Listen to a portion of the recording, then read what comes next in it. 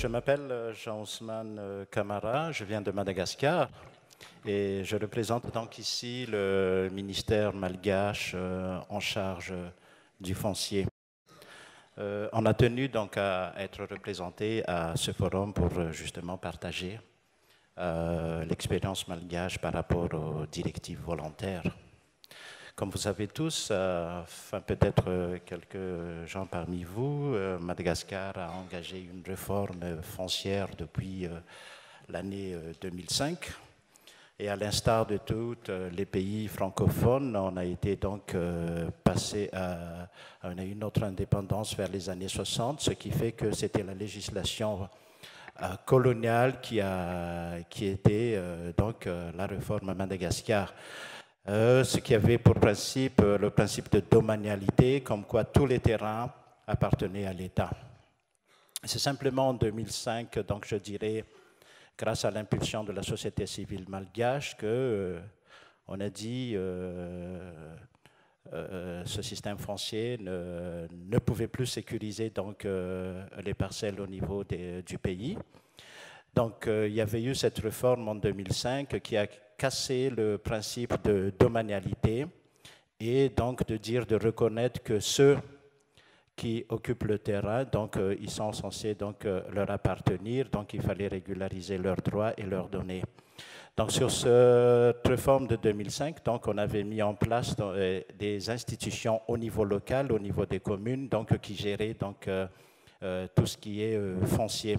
Donc c'était plus donc au niveau de l'administration foncière, au niveau central donc qui gérait le foncier, mais donc c'était au niveau des communes.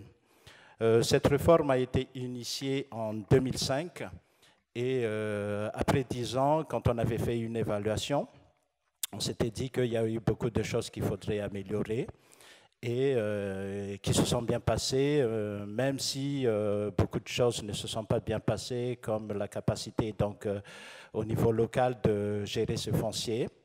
Mais le gouvernement malgache actuel donc, a pris les choses en main en disant qu'il faudrait qu'on continue sur cette réforme et qu'on devait le consolider. Cette réforme, donc, on s'était basé par rapport donc, aux directives volontaires donc, qui constituent un cadre international. En 2005, quand on avait fait cette réforme, effectivement, les directives volontaires n'existaient pas encore.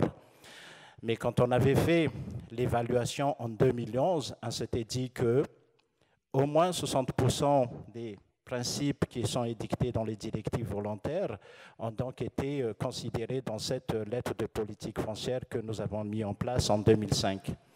En 2015, donc, quand on avait revu cette réforme, une deuxième réforme, donc, on s'était basé sur les directives volontaires et c'était un des principes donc, qui dictait ce processus de réforme foncière malgache.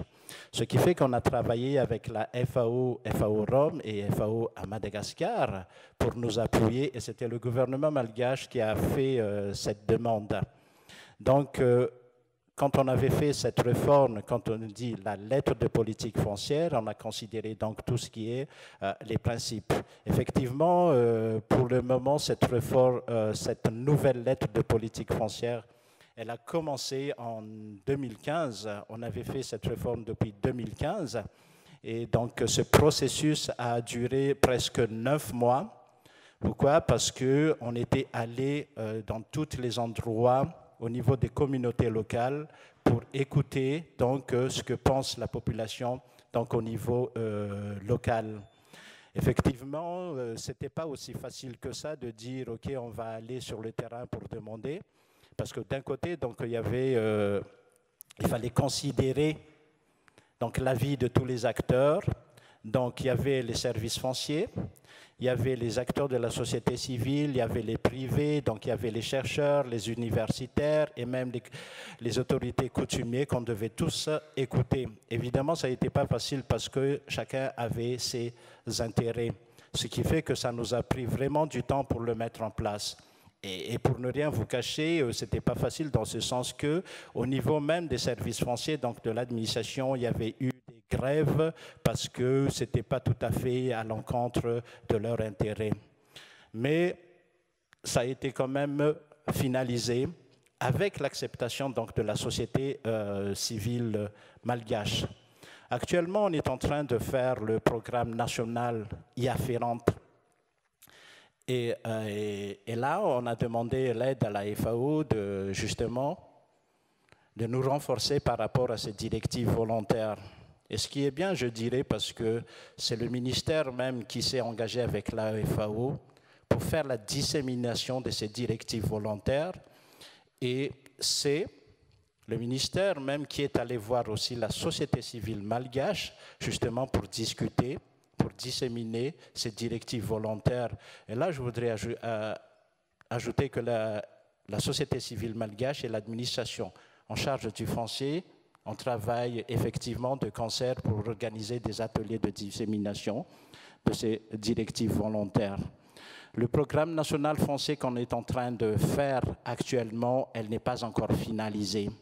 Pourquoi? Parce qu'il y a encore beaucoup de gens qui ne maîtrisent justement pas ces directives volontaires, parce que ça fait quand même 42 ou 35 pages, je ne me souviens pas exactement, et ce n'est pas encore traduit en langue locale. Donc, ce qui fait que ça nous prend du temps, justement, pour le faire.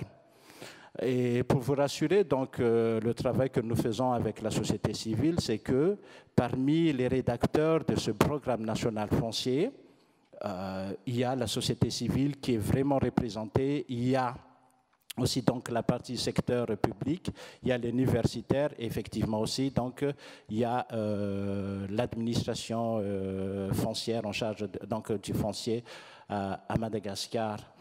C'est une expérience que je tenais à partager parce que le plus souvent, quand on dit il y a la société civile et il y a l'administration foncière, on se met chacun de son côté, chacun un petit peu se tire des boulets.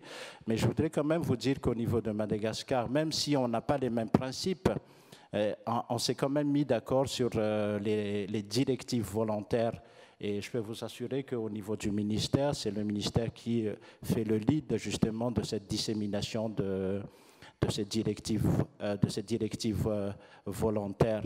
Pour le moment, on n'est pas encore assez loin parce qu'on commence. Il n'y a eu que des expériences qu'on avait fait, des ateliers au niveau des journalistes, au niveau de la société civile, au niveau des privés, mais justement, c'est encore au niveau des grandes villes. Ce qu'on pense d'ici 2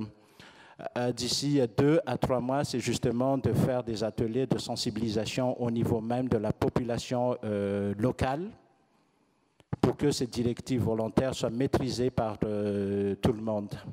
Voilà, je pense que j'ai terminé, voudrais dire, et je voudrais aussi remercier donc les organisateurs d'avoir bien accepté donc, que l'on puisse prendre parole à cette audience. Je vous remercie.